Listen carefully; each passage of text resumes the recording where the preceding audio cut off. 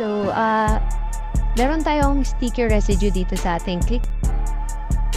Nag-spray lang ako dyan ng kaunti sa part na kailangan natin tanggalan.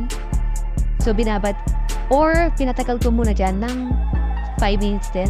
After nyan, gumamit lang ako ng tissue.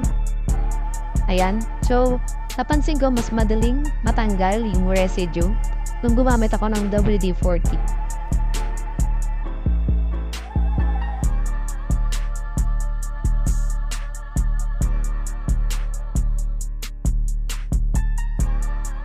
So, ang gamit ko lang dyan is yung paper towel or yung tissue.